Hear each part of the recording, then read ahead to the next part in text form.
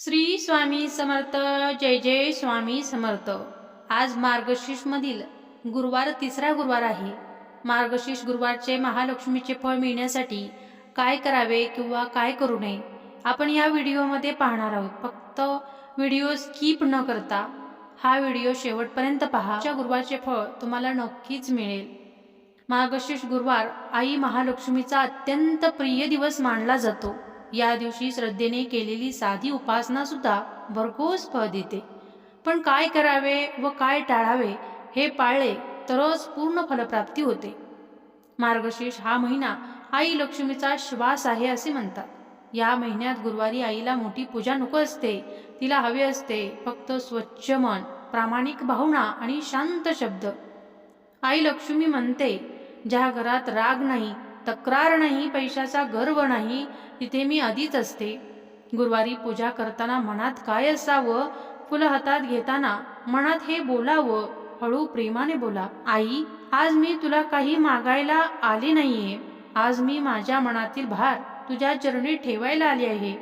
हा भाव जिथे आला तिथे पूजा पूर्ण झाली. देवीला छोटी प्रार्थना करा, आई महालक्ष्मी पैसा येऊ किंवा न येऊ, माझे मन स्वच्छ ठेव. कमाई कमी असो पण समाधान भरपूर दे. घरात भांडण नको, शब्द कटू नको, माझ्या हातून कुणाचं वाईट घडून देऊ नको. आई तुझा वास माझ्या घरात सदैव असू दे. आता मंत्र जप कसा करायचा आहे तर बरेच लोक मंत्र म्हणतात पण मन दुसरीकडे असते, मग फळ मिळतच नाहीये. जप करताना योग्य पद्धत काय असावी? माळ नसेल तरी चालेल पण हात छातीवर ठेवा, डोळे बंद करा, श्वास हळू घ्या आणि मग मंत्र म्हणा. ओम श्री महालक्ष्मी नमः. ओम श्री महालक्ष्मी नमः. ओम श्री महालक्ष्मी नमः. ओम श्री महालक्ष्मी नमः. ओम श्री महालक्ष्मी नमः. असा मंत्र 108 वेळा, 21 वेळा किंवा 11 वेळा म्हटला तरी चालेल. प्रत्येक जपेला असं जाणवा की आई मी तुला आठवत आहे. एक मोठी चूक म्हणजे आई लक्ष्मी असूनही ती निघून जाते. जेव्हा आपण घरात सतत तक्रार करत असतो, नवऱ्या बायकोची कटुता असते, पैसा नाही तसं रडगाणं असतं, दुसऱ्याच्या पैशावर डोळा असतो, अशा वेळी आई घरात वास करत नाही. आज एकच करा की आई वडील, सासू सासरे, गुरु यांचं मन दुखवणार नाही असं एकही वाक्य बोलू नका. हा एक नियम पाळला. आई लक्ष्मी मार्गशीर्ष गुरुवारचे फळ देते. आई लक्ष्मी फक्त पैशात नाहीये, ती असते शांत स्वयंपाकघरात, समाधानाने खाल्लेल्या घासात. आहे ते पुरे या भावनेने पैसे तिचा एक परिणाम आहे असं कारण नाहीये. फळ मिळण्यासाठी काय करायचं आहे? ब्रह्ममुहूर्तावर किंवा लवकर उठा, स्नान करून स्वच्छ पिवळे पांढरे कपडे परिधान करा. घर, विशेषतः देवघर स्वच्छ ठेवा. आई लक्ष्मीची मूर्ती किंवा फोटो स्वच्छ लाल किंवा पिवळ्या वस्त्रावर ठेवा. तुपाचा दिवा व अगरबत्ती लावा. कमळ, पांढरी फुले किंवा दुर्वा अर्पण करा. गूळ, खडीसाखर, दूध, केळी नैवेद्य ठेवा. ओम श्री महालक्ष्मी नमः हा मंत्र 108 वेळा म्हणा किंवा ओम ह्रीम श्रीम लक्ष्मीभ्यो नमः 108 वेळा मंत्र जप एकाग्र मनाने करा. आई लक्ष्मी आमच्या घरात शांतता, प्रामाणिक कमाई व समृद्धी नांदो असा स्पष्ट संकल्प बोला. गूळ, तांदूळ, पिवळी डाळ किंवा थोडे पैसे गरजूला किंवा देवळात द्या. आजच्या दिवशी काय करू नये हे टाळले नाही तर फळ अडते, म्हणजे फळ आपल्याला त्याचं मिळत नाहीये. तर खोटे बोलणे, शिवीगाळ, भांडण वगैरे करणे, घरात अस्वच्छता, कचरा साठवणे, तुटलेल्या फुटलेल्या वस्तू ठेवणे. गुरुवारी मद्यपान, मांसाहार शक्यतो टाळायचा आहे. पैशाविषयी नकारात्मक बोलणे आपल्याकडे कधीच येणार नाही. आई लक्ष्मी फक्त पैशासाठी नाहीये तर शिस्त, स्वच्छता, कृतज्ञता आणि प्रामाणिकपणा पाहून कृपा करते. ओम श्री महालक्ष्मी नमो नमः हा मंत्र आपण जपूयात. ओम श्री महालक्ष्मी नमो नमः. ओम श्री महालक्ष्मी नमो नमः. ओम श्री महालक्ष्मी नमो नमः. ओम श्री महालक्ष्मी नमो नमः. ओम श्री महालक्ष्मी नमो नमः. ओम श्री महालक्ष्मी नमो नमः. ओम श्री महालक्ष्मी नमो नमः. ओम श्री महालक्ष्मी नमो नमः. ओम